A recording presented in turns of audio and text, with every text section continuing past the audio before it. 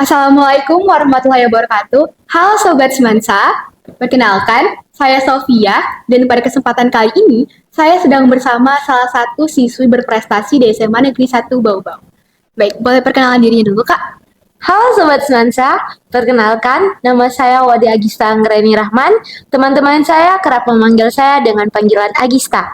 Di sini saya sebagai juara 2 lomba FLS 2N cabang lomba baca puisi dan di sini saya juga merupakan salah satu siswa atau siswi yang aktif dalam berorganisasi.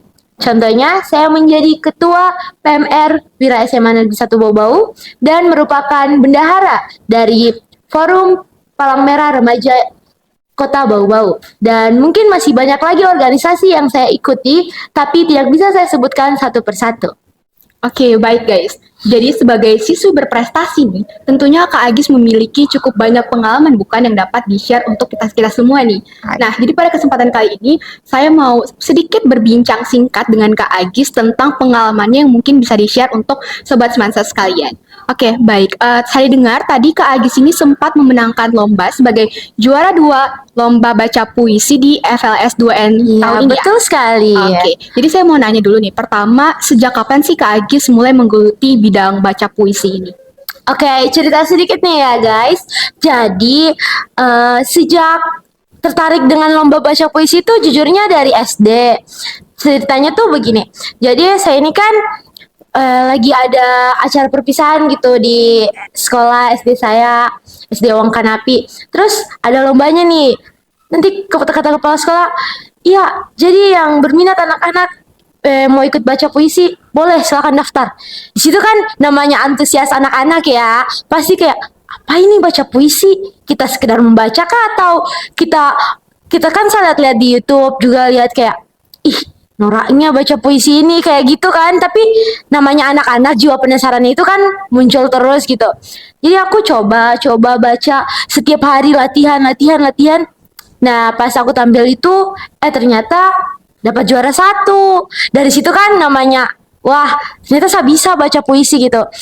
Nah, lama-kelamaan SD ikut lagi lomba, dapat lagi juara, terus ikut lagi. Saya tuh sukanya di bidang bicara-bicara gitu, public speaking kayak gitu, kayak baca pidato, puisi, storytelling juga pernah pas SMP. Nah, terus SMP ada lagi lomba menulis puisi dan baca puisi. Nah, di situ saya ikut dua-duanya tuh, ikut dua-duanya dan alhamdulillahnya saya sampai juga juara 3 tingkat SMP. Nah, terus saya ini juga kita masuk ke jenjang SMA nih ya. Saya masuk pas waktu awal SMA ini kan ada namanya gelar karya gitu di SMP SMA. Nah, terus ada lomba baca puisi ya, antar kelas gitu. Jadi kan aku jadi perwakilan karena di kelas itu kan cuman aku yang bisa baca puisi. Nah, di situ kayak dapat support tepuk tangan gitu. Jadi kayak wah, ternyata bakatku masih ada, masih sampai di SMA gitu.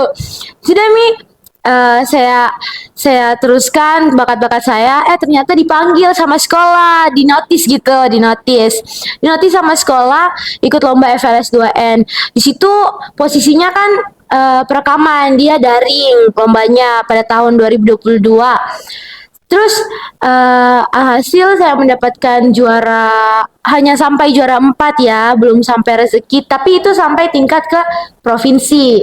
Itu juara 4. Nah, baru-baru ini ya yang masih segar banget gini, aku ikut lagi nih. Kayak aku sih orangnya kayak merasa tidak puas gitu, kayak mau coba lagi terus. Nah, alhasil dapat lagi, alhamdulillah dapat kesempatan lagi untuk mengikuti lomba puisi. Nah, di situ kayak oh ini lomba terakhir saya karena kelas 12 itu kan harus fokus. Jadi kayak berlatih. Alhasil eh ikut lagi lomba di SMA 4 kemarin dan alhamdulillahnya dapat juara gitu. Oke, baik guys. Jadi seperti yang diceritakan Kak Agis tadi, ternyata Kak Agis ini sedari kecil sudah sering mengikuti banyak sekali lomba baca puisi dari tingkat SD, SMP hingga ke tingkat SMA saat ini sampai akhirnya ia berhasil mendapat juara 2 nih. Oke, baik. Jadi kan di antara beberapa lomba yang sudah Kak Agis ikuti, kira-kira apa sih momen paling berkesan yang Kak Agis ingat semasa lomba FLS 2N tahun ini? Kalau untuk tahun ini ya yang pastinya itu kayak ada kejutan gitu ya. Karena seperti yang saya ikuti dari FLS tahun lalu, yang beberapa tahun lalu itu kan posisinya daring, lombanya kita direkam, terus kita baca, terus kirim deh ke tingkat provinsi sana. Ternyata tahun ini ya baru ada lagi, ternyata kita itu lombanya luring. Situ kayak aduh bagaimana ini, persiapanku juga belum matang, tapi mau tidak mau kan harus tetap tancap gitu, tetap ikut gitu. Jadi setiap hari selalu saya bilang, aduh guru gimana ini, saya belum bisa, saya belum bisa. Tapi saya bersyukur sekali mendapatkan guru pembimbing yang sangat support sekali saya. Terus beliau bilang kalau misalnya tidak apa-apa pasti kau bisa, karena kau sudah pintar.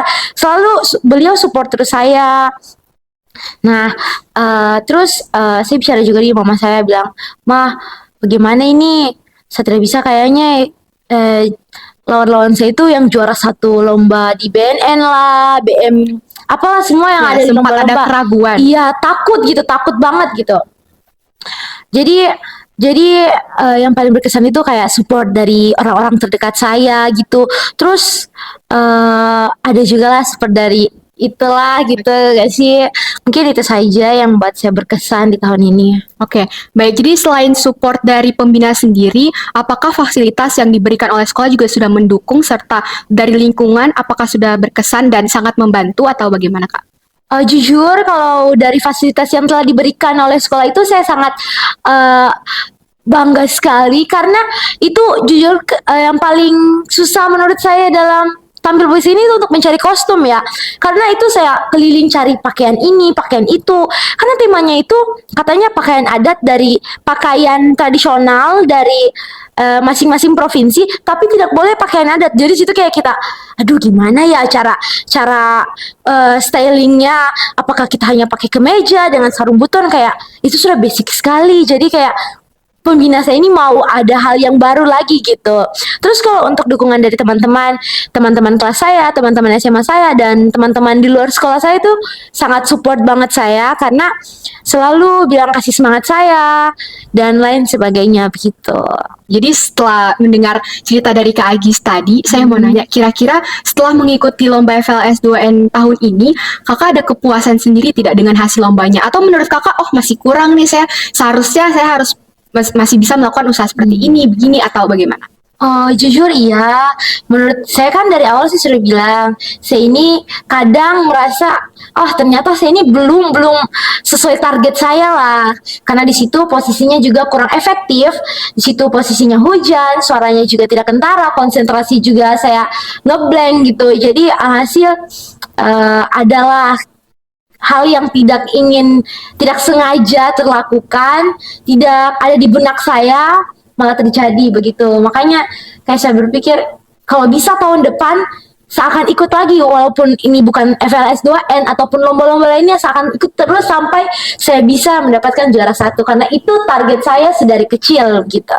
Oke, baik. Jadi dengan cerita-cerita Kak Agis tadi nih, saya mau nanya, kira-kira ada nggak sih pesan atau misalnya saran dan kesan bagaimana dengan dalam pelaksanaan LVLS 2N tahun ini? Apakah ada yang harus diperbaiki atau semuanya sudah berjalan dengan sangat lancar? Kira-kira bagaimana? Jujur, untuk bapak-bapak atau ibu-ibu yang menjadi panitia dalam FLS 2N ini ya, saya berharap lagi untuk lomba kedepannya jangan ngasih tahu kalau lombanya luring atau daring itu secara mendadak, karena jujur kita para siswa atau peserta ini mungkin mempunyai persiapan atau kesiapan yang berbeda-beda begitu. Tapi untuk secara proses pelaksanaannya juga itu saya sangat berterima kasih, menurut saya sangat bagus, dan ya mungkin begitu. Oke, baik, pertanyaan terakhir untuk Kak Agis ya guys. Jadi apa sih saran atau misalnya masukan dari Kak Agis untuk sobat-sobat Semansa nih yang sekiranya dapat menginspirasi mereka? Oke, teman-teman, saya hanya mau memberitahukan bahwa kalian jangan pernah berjuang sampai di situ saja. Mungkin banyak proses atau kendala-kendala yang akan kalian hadapi ke depannya, tapi kalian harus tetap berjuang, tetap jalan terus begitu walaupun ada bentrokan, ada apapun rintangannya yang kalian hadapi ke depannya itu, kalian harus tetap semangat, tetap optimis dalam melakukan hal tersebut karena kita tidak tahu takdir Tuhan. Pasti yang terbaik, pasti Tuhan akan memberikan yang terbaik kepada kita umatnya. Mungkin itu saja pesan dari saya, tetap semangat teman-teman. Oke, baik, itu dia guys berbincang singkat saya dengan Kak Agis tadi. Semoga teman-teman sekalian dapat mengambil inspirasi dan motivasi daripada kisah Kak Agis ini. Dan sampai jumpa. Bye-bye.